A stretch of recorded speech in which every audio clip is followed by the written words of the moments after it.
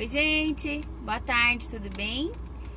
Eu tô conectando aqui no Insta. Hoje a gente tá com o nosso... como fala? Quando tem aqui atrás? Esqueci o nome, não é estúdio, vocês estão me entendendo. Uma parte de trás aqui, nós estamos diferente, que eu tava indo pra Campinas, pra um curso agora que vai começar às 6h30, então eu tive que parar no meio do caminho pra gente poder fazer nossa live. Eu tô entrando aqui pelo Insta também, pra gente já conectar. Deixa eu colocar aqui também.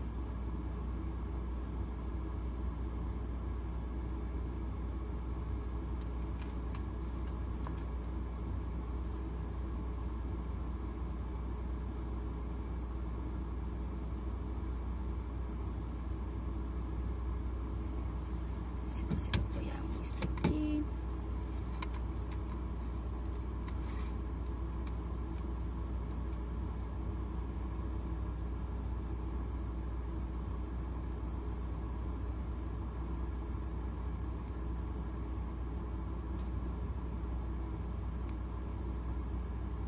A gente já começa, tá, pessoal?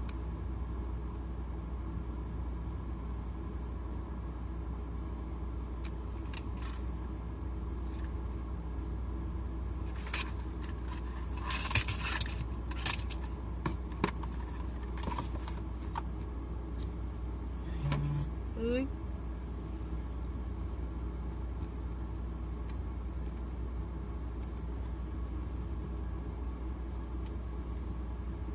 Oi, gente, boa tarde, tudo bem? Hoje nós estamos aqui meio improvisado. Eu tô no carro indo pra Campinas, no curso que vai ter hoje. Então eu tive que parar aqui no meio do caminho para poder falar com vocês, tá? Como na semana passada a gente falou bastante de abdominoplastia e o tema nosso era abdominoplastia, mas também as complicações, a gente acabou falando muito só da técnica, das indicações e não falamos de complicação, né? Então, hoje eu separei esse tempinho pra gente falar um pouco mais sobre isso, tá bom? Então, por favor, quem tiver as perguntas, quiser falar um pouquinho sobre esse assunto, vocês podem me mandando e a gente vai respondendo, tá?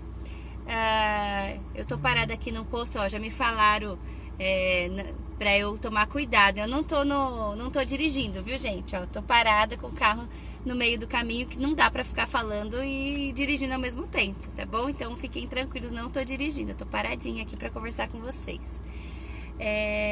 Tá bom?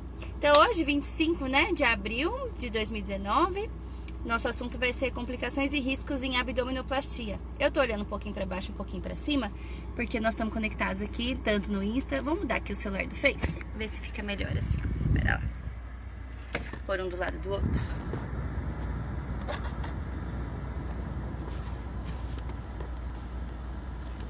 Aqui, peraí, vocês tenham paciência comigo hoje. Aí, acho que tá melhor, que aí pelo menos eu olho quase pro mesmo lugar. Não fica mudando tanto Fico olhando para um lado e para o outro. Acho que agora vai ficar certo. É isso. Muito bem. O ar-condicionado tá ligado, tá fazendo barulho, atrapalhando vocês. Vocês vão escutar assim um chiadinho. Dá para eu também desligar se de repente estiver atrapalhando, tá? Quem me dá um ok, falando se tá bom, se vocês estão me escutando e se o barulhinho não tá incomodando. Deixa eu já ver aqui quem que entrou.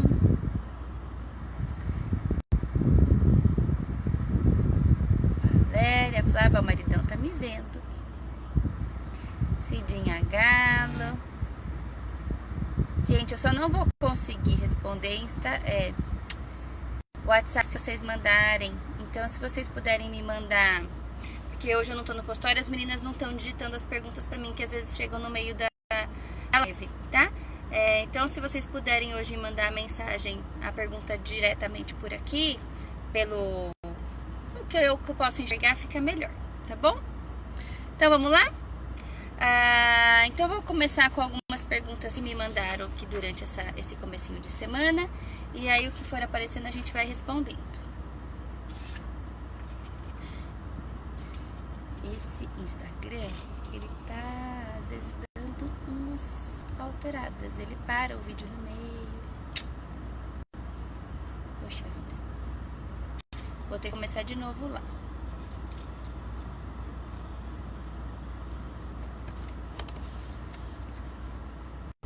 Semana passada aconteceu a mesma coisa.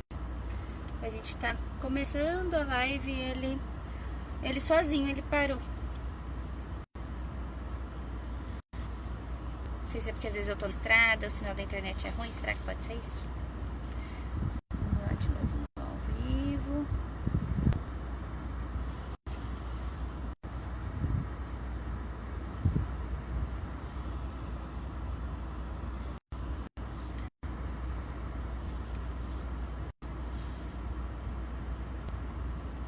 Gente, caiu a conexão, né? Eu acho que caiu e aí ele encerra automaticamente. Vamos retomar então o nosso vídeo. A gente, pelo menos, tá no começo ainda. Não começamos ainda nenhuma pergunta, não paramos nenhuma pergunta no meio. Então, vamos ver se ele consegue retomar. Aqui, Marcela, caiu a conexão no meio. Então, agora a gente tá retomando. Vou esperar um pouquinho para eles avisarem que a gente retomou ao vivo, tá bom?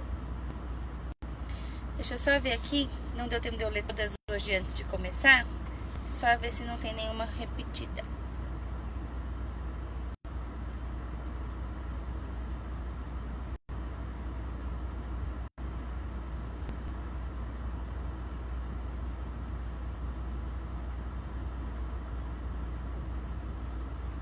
Gente, voltou de novo, ele finalizou no Instagram sozinho, tá? Bom, vamos lá então, a gente começa agora de vez, tá? Eu só tava comentando que eu preciso que hoje eu não vou conseguir responder o WhatsApp se vocês mandarem pergunta pelo WhatsApp, tá? Então eu vou pedir pra vocês mandarem, porque eu não tô no consultório, as meninas não estão olhando pra poder me trazer a pergunta no meio da nossa conferência. Então quem for mandar mensagem, perguntinha, manda por aqui mesmo, que aí eu vejo e já respondo, tá? Ó, vou começar com uma das perguntas que a gente retoma um pouquinho que conversamos na semana passada, rapidamente, para depois a gente entrar um pouquinho mais adiante. Gostaria que falasse, a Kátia me mandou, que falasse sobre gravidez após abdominoplastia, seus riscos e complicações. Gente, então a gente já conversou um pouco sobre isso. A realização da abdominoplastia não altera em nada a possibilidade de gravidez, tá?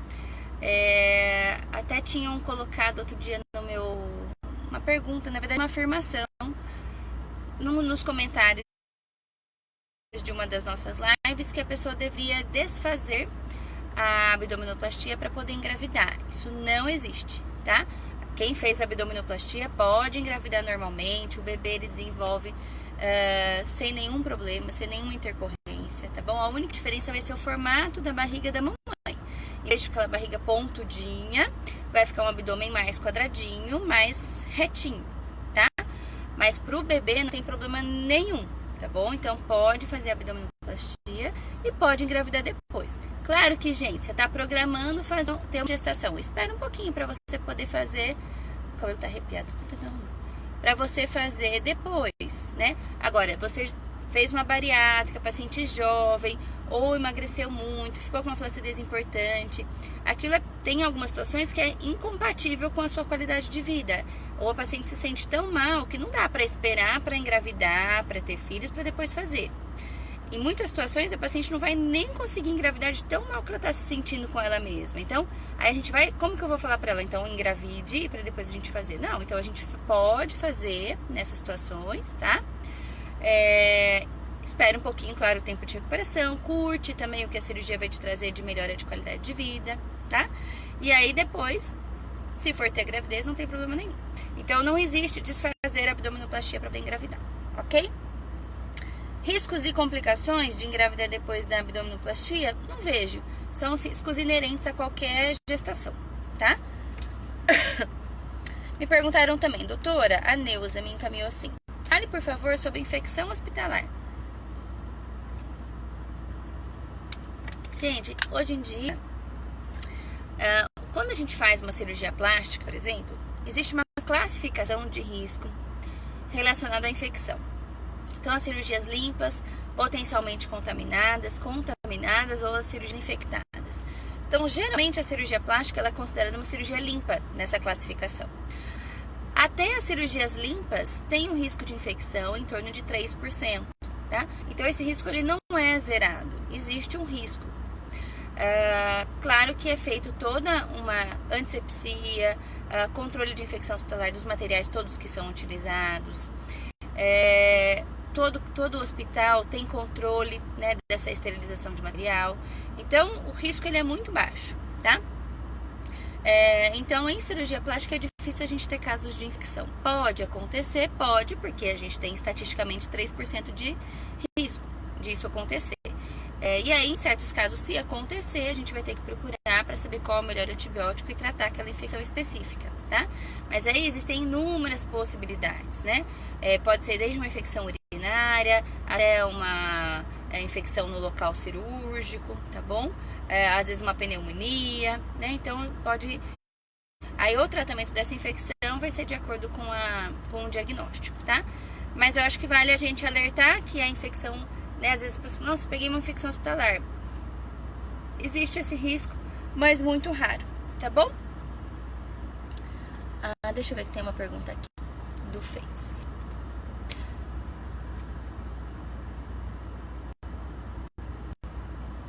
A Lins está perguntando aqui pelo Face.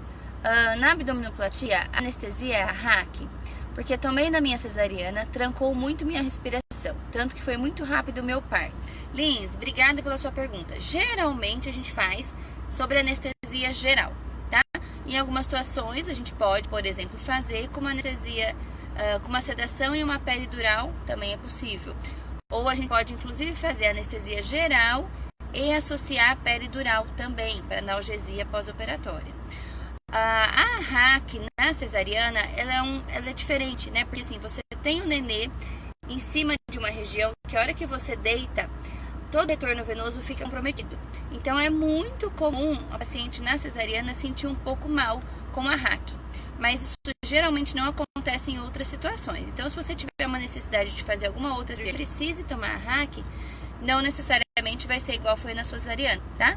Se você conversar com as mulheres que fizeram cesariana, eu fiz cesariana, tive essa mesma sensação que você teve, isso é comum, porque a gente vasodilata, a RAC ela é um vasodilatador, então a gente fica, a nossa pressão já cai, né, logo depois que faz, e aí você deita em cima, o nenê deita sobre a cava, e aí piora o retorno venoso, então dá essa sensação de falta de ar, de náusea, de vômito, tá? Então isso é mais específico mesmo durante o parto.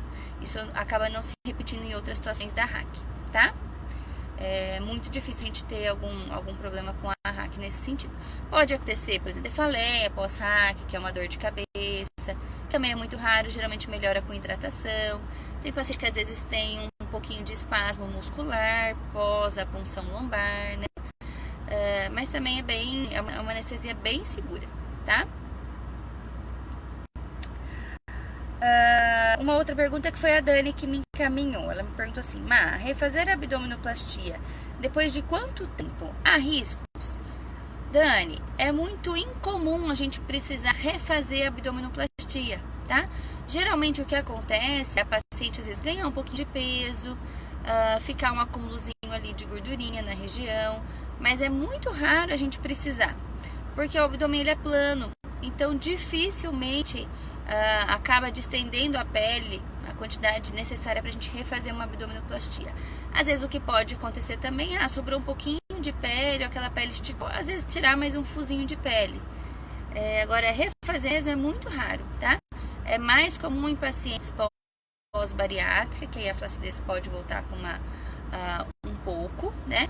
Mas refazer mesmo, nunca refiz e nunca vi refazer.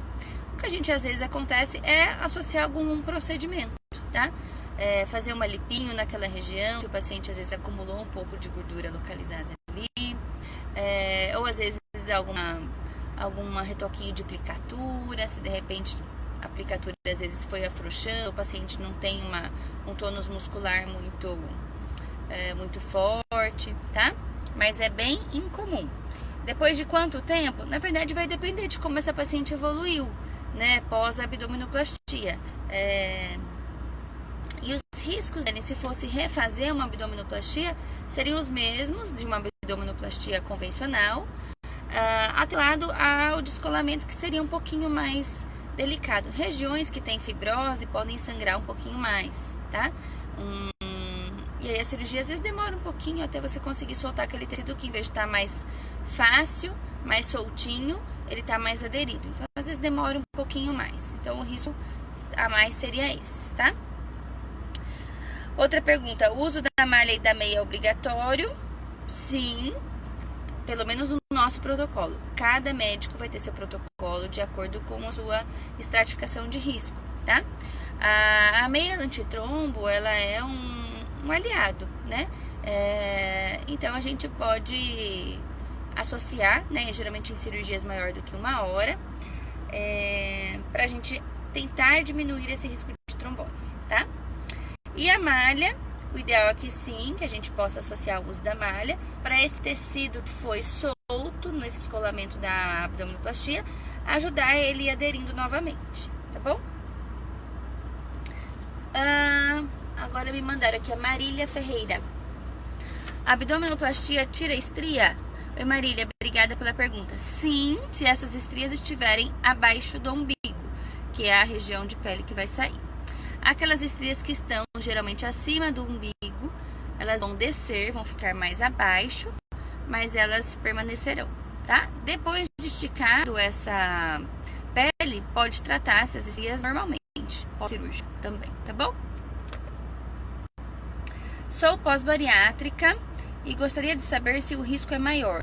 Tem algum preparo diferente nesse caso? Sim, paciente pós-bariátrico é um compêndio à parte, tá? Não dá pra gente tratar o pós-bariátrico igual um paciente que nunca foi gordinho, que nunca emagreceu.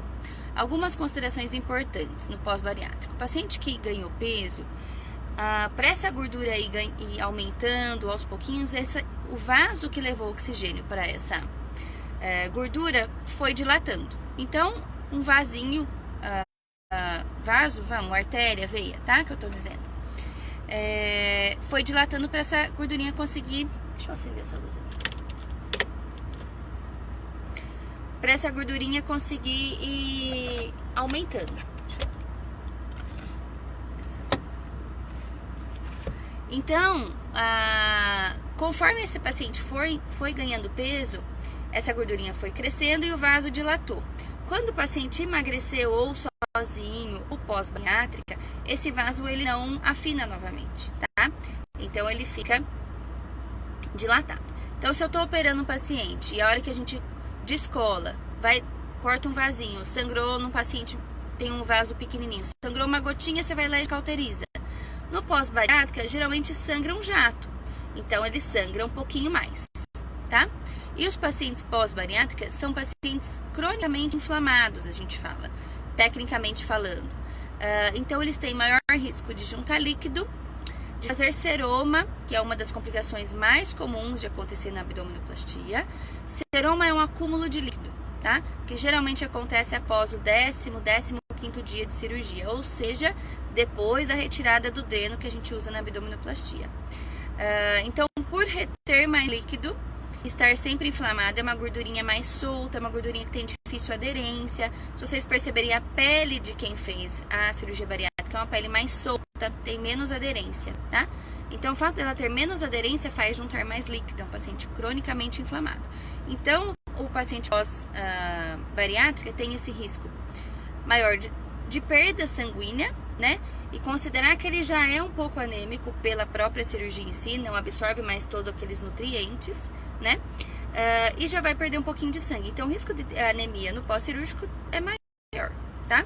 Então, o risco de perda de sangue é maior no pós-bariátrica, de juntar líquido, necessidade de aspiração desse seroma, seriado em várias sessões, às vezes vem no 10º dia, aspira um pouquinho, no 13º, 15º, e às vezes acaba até abrindo um pouquinho mais o ponto com mais facilidade, porque às vezes junta aquele líquido e o organismo quer expulsar por algum lugar. Então, às vezes até abre um pouquinho a ferida operatória, tá? E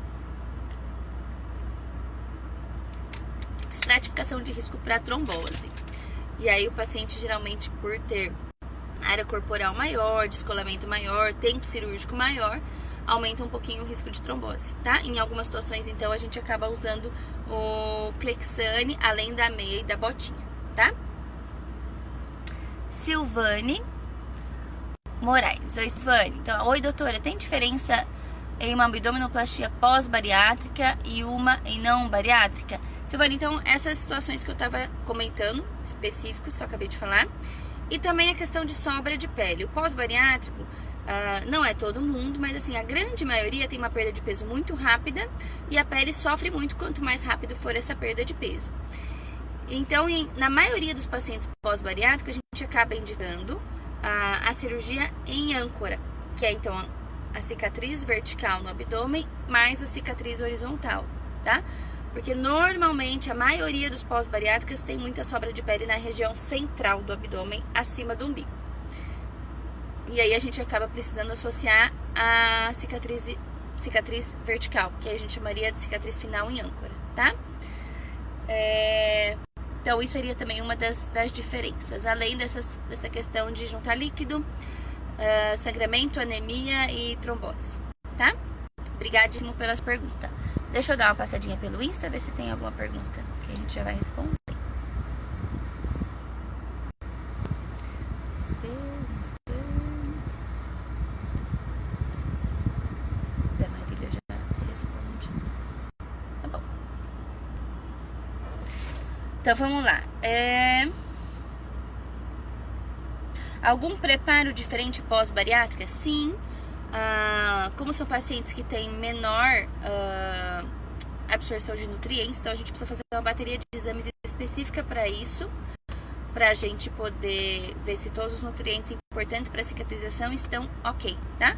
Então, geralmente, os exames pré-cirúrgicos de quem fez bariátrica são um pouco mais extensos dos pacientes não bariátricos, tá?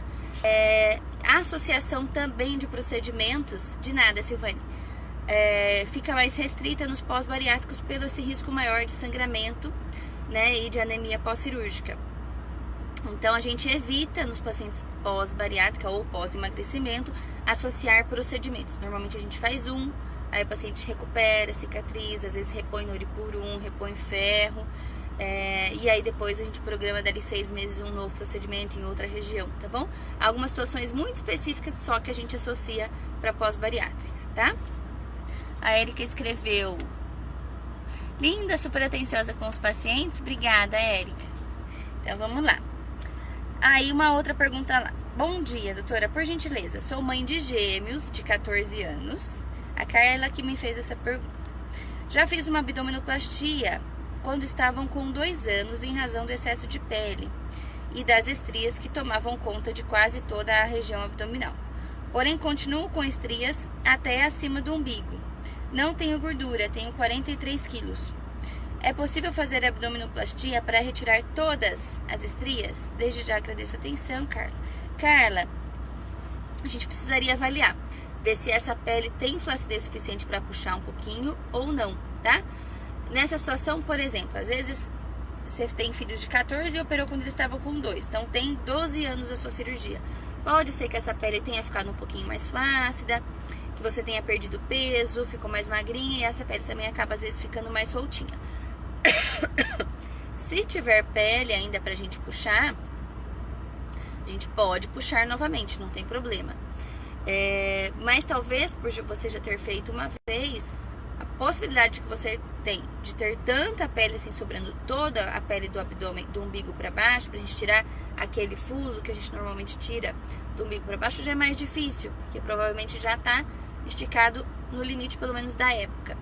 Então eu imagino que aquelas estrias acima do umbigo não saiam, tá? Elas podem até, se você tiver um pouco de pele, pra gente puxar elas mais para baixo. Se a gente não tiver muita sobra de pele, qual que seria a cicatriz resultante? A gente teria que abrir novamente onde você tem abdominoplastia, soltar tudo de novo e ver o tanto dessa pele que desce. Provavelmente não vai descer todo aquele fuso. Aí o que acontece? Refaz uma nova cicatriz no umbigo, puxa o máximo que desce a pele e provavelmente você vai ficar com uma cicatrizinha de uns 2 ou 3 centímetros entre a cicatriz do umbigo e a cicatriz transversa. Imagina assim, eu tenho que recortar o umbigo, então corta lá o umbigo, fez um furinho na pele, só que aí puxa essa pele pela frente, puxa. Aí onde estava o umbigo antigo, fecha.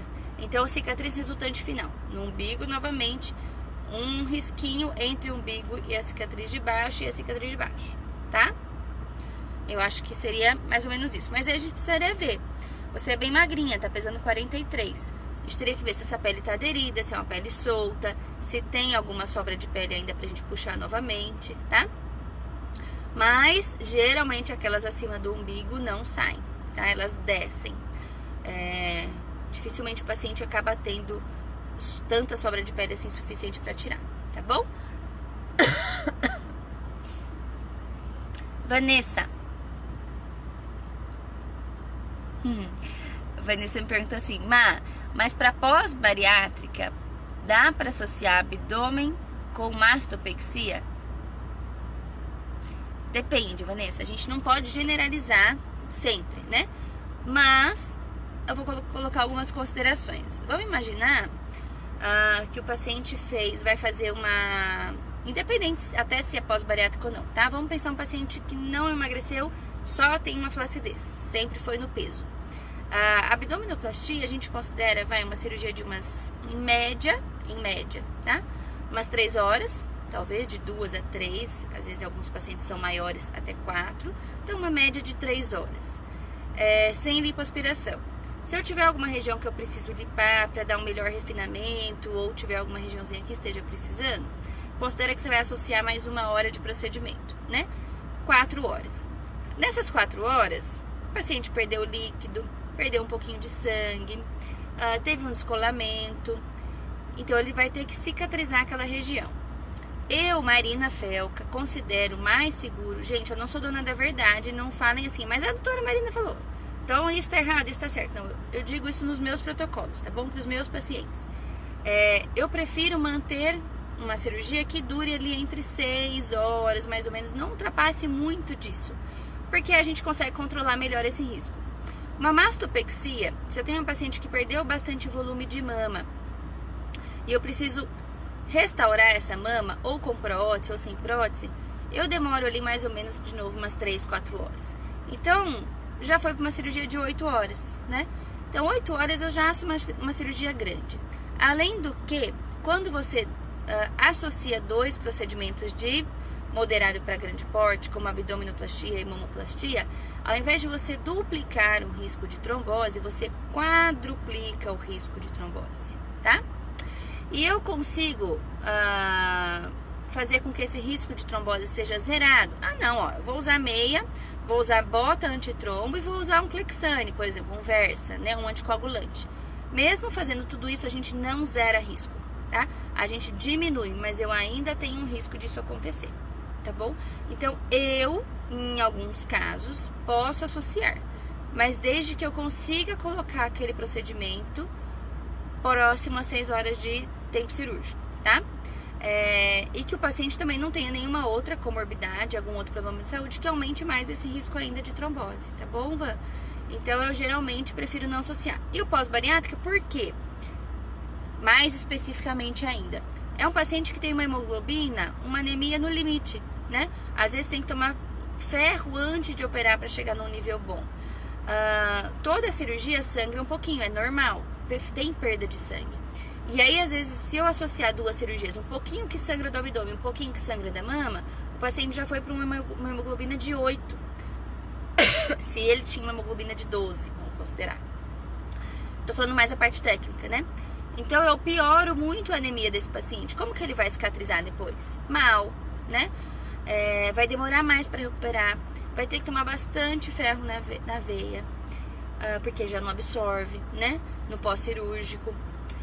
Aí esse paciente vai ficar sonolento, esse paciente vai ficar desanimado. Como que esse paciente vai andar no pós-cirúrgico? Não vai andar, vai ficar acamado. O paciente acamado aumenta o risco de trombose. E aí eu faço uma coisa e piorando a outra, tá? Então, ao meu ver, não acho legal por conta disso, tá bom? Aí eu vou perguntar assim, se você for desmembrar, qual cirurgia é mais indicada para as reparadoras pós-bariátrica? Mastopexia ou abdominoplastia? Van, depende. Aquilo que incomodar mais o paciente, tá? Então, esses dias eu atendi um paciente que emagreceu mais de 42 quilos. O abdômen dele está uma coisinha de nada que a gente tem que fazer. pouquíssima coisa que eu vou precisar mexer naquele abdômen. Agora eu já tenho um paciente que emagreceu 20 quilos e que precisa urgente operar o abdômen. Não tem por onde dar uma disfarçada, tá? Então depende de qual região que incomoda mais. Hoje eu atendi uma paciente que tem indicação de abdominoplastia, mas ela não se incomoda tanto. Ela prefere fazer a mama e o braço, por exemplo, né? Ela falou, doutora, eu não consigo conviver com a flacidez da minha mama e nem com a flacidez do meu braço. O meu abdômen eu ainda consigo dar um jeitinho, tá? Então, qual fazer primeiro, vai depender, na verdade, da escolha do paciente, daquilo que incomoda mais, tá bom? O que mais?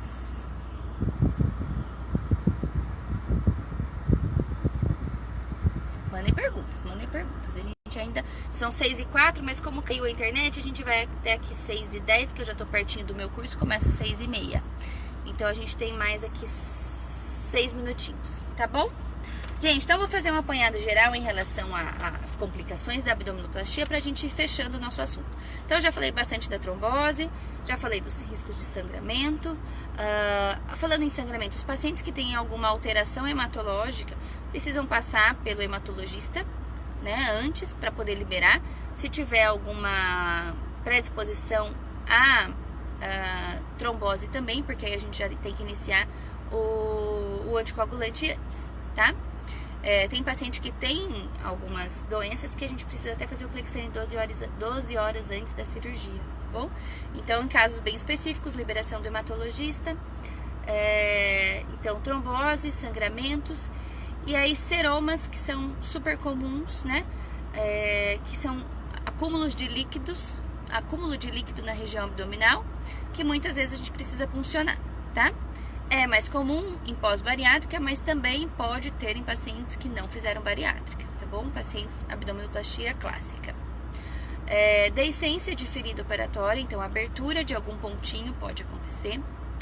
Necrose de pele de abdômen, raríssimo, mas pode acontecer, pode. Paciente tabagista, risco extremamente mais alto. Outro fator de risco que a gente não falou, uso de anticoncepcional aumenta o risco de trombose. Associado então ao tabagismo, aumenta mais ainda. Mulheres que fumam e que usam anticoncepcional, parem de fumar e suspendam o anticoncepcional para a gente poder operar com mais segurança, tá? Então, sangramento, trombose, seromas, necroses. As necroses podem ser parciais, podem ser pequenas. O que é necrose? É quando faz uma capa preta, falta oxigenação nessa pele e parte dessa pele acaba morrendo, e aí faz uma capinha preta ali. Em muitas situações o paciente precisa debridar ou pode evoluir com curativo, de certa forma, bem, tá? Em algumas situações acaba tendo que debridar ou esperar aquela necrose delimitar, a gente saber até onde ela vai. Depois que ela estiver delimitada, aí a gente fazer um desbastamento e às vezes até enxertar em cima daquela pele, colocar daquela necrose, colocar uma pele viável em outra região, tá? Infecção que a gente pode ter, a gente está falando de cirurgia limpa, mas que o risco é em torno de 3%. E aí, caso haja alguma infecção, a gente tratar. Infecção é interessante a gente falar, me perguntam sempre, eu posso fazer, por exemplo, até me perguntaram na semana passada, as famosas fazem o parto e já fazem abdominoplastia. Acho que não, mas se você abriu o útero, ou você foi fazer alguma coisa intestinal, ou você foi operar a vesícula, ou fazer alguma outra cirurgia dentro, essa cirurgia deixou de ser uma cirurgia limpa. Ela passou a ser... Ai, tá querendo pausar lá no Insta. Reconectando. Ela deixou de ser uma cirurgia limpa para ser uma cirurgia potencialmente contaminada. Então, quando a gente associa as cirurgias cavitárias, eu aumento o risco de infecção. Aí não é mais 3%, esse risco já sobe de infecção. Você ter uma ferida operatória, por exemplo, fiz uma cesárea, tive uma infecção de ferida operatória. Aquela regiãozinha ali infeccionou, você vai tratar ela até uma infecção localizada. Considerando uma abdominoplastia, gente, a abdominoplastia não descola desde lá de baixo do pubis até aqui em cima. Imagina toda essa região com infecção. Olha quanto de antibiótico vai ser necessário, olha quanto de drenagem, olha o risco disso virar uma sepse. Então, uma infecção numa área maior descolada, ela pode evoluir muito pior do que quando você tem uma infecção mais localizada, tá bom? Por isso que não é recomendado a gente fazer cirurgias intracavitárias com outros órgãos ali abertos junto com a abdominoplastia, tá? Pode fazer? Pode, né? A gente não tá falando, medicina não é uma ciência exata, mas aí você vai estar correndo esse risco maior, tá? A Vanessa, obrigada, Má, você é ótima, obrigada, Van. E a Lucimara me perguntou, quero fazer troca de prótese, ela escreveu mastologia, mas acho que é mastopexia, e lipoescultura com enxerto de bumbum. Tem como fazer tudo junto? São regiões distintas, Lucimara, vai depender de quanto de gordura que a gente vai precisar tirar para colocar no bumbum, por exemplo, quanto que a gente vai poder tirar. Quanto tempo cirúrgico que a gente pode fazer isso? Geralmente sim, a gente pode fazer, por exemplo, uma lipo da região das costas, do dorso, enxerta o glúteo e aí vira o paciente e faz a troca de prótese com apexia, tá? Geralmente respeita esse tempo cirúrgico de 6 horas. Vamos ver se tem mais alguém. Um minutinho pra gente finalizar. Vamos passar aqui do Insta se tem alguma coisa.